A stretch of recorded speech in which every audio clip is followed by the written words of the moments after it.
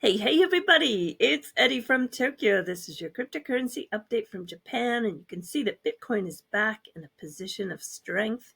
The overall market is up a little over 3%. Bitcoin is just over 98,000.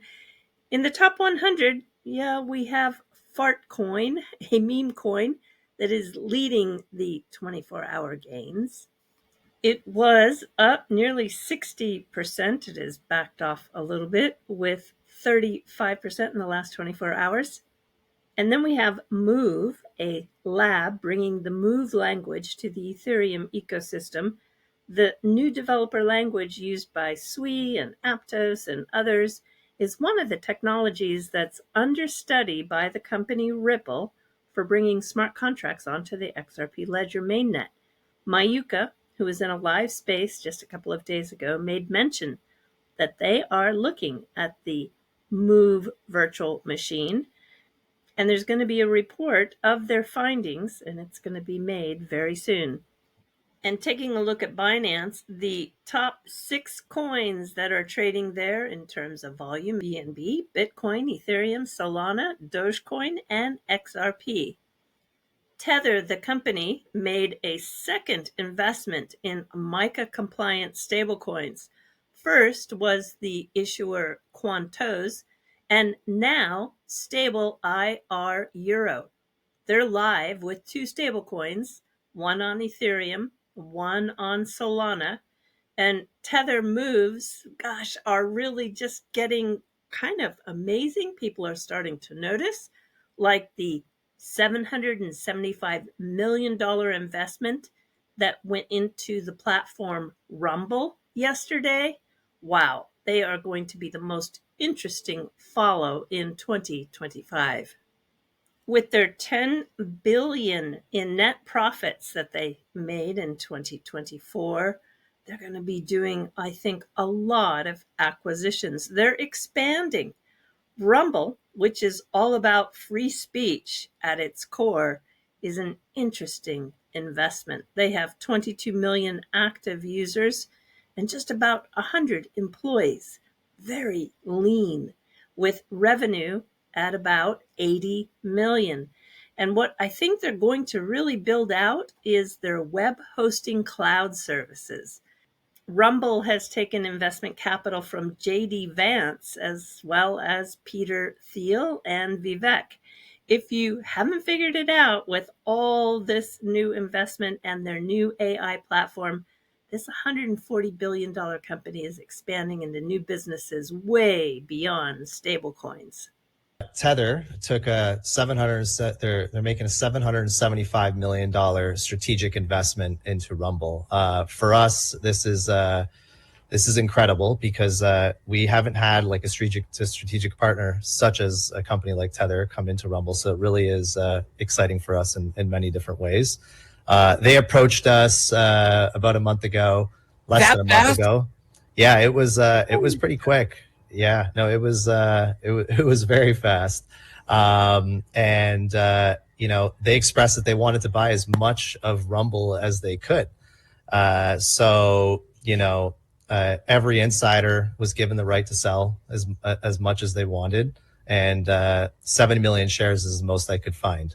So to put it simply, they're helping clean up the cap table in a major way. And then there's going to be a primary component of about $250 million that can help us spur further growth, build the cloud further, bring in more content creators to the platform, things of that nature. So it's a phenomenal opportunity that we had here. Something that I think has been, it's really, if you don't know who Tether is and what they do, it's something that really matches the ethos of Rumble in a major way. And having a look at the Ripple RLUSD on the XRP Ledger, you can see that they have a volume of about 10 million in the last 24 hours. USDC saw volume at about 6 billion, and Tether saw volume down today in the last 24 hours of 107 billion. So we're going to track and see how that shifting market gets carved up. minting F assets on Songbird is really popular. It's so hard to get in. Well, there was a little bit of a window of opportunity with some increase in the vault collateral by the Australian FTSO. I tried to jump in, but no, I got the all F assets are currently minted. And I learned that, yeah, that window of opportunity lasted only 5 minutes. So it's hard. It's in such high demand that right now, as it sits in that live Canary network, good luck. I will keep trying. As you know, I'm really bullish on Flare and many reasons for that. But I have a quick clip for you, and it is Dan Moorhead of Pantera Capital. That is one of the original VCs in the Bay Area on Sand Hill. And if you remember, he was on stage with Brad Garlinghouse at Ripple Swell. Anyway, you want to pay attention because this will show you the upside for the blockchains that are dealing with data. Have a listen. Super important. Obviously, AI is huge and it's coming at a rapid rate. These models have already read the entire internet, right? There's nothing more to learn from, right? And so next generation AI models need data that's not yet free. And wow, blockchain is really good at providing incentives. And so if the next generation of AI models needs stuff they can't get for free, they have to incentivize people somehow. And blockchain is a great way to do that.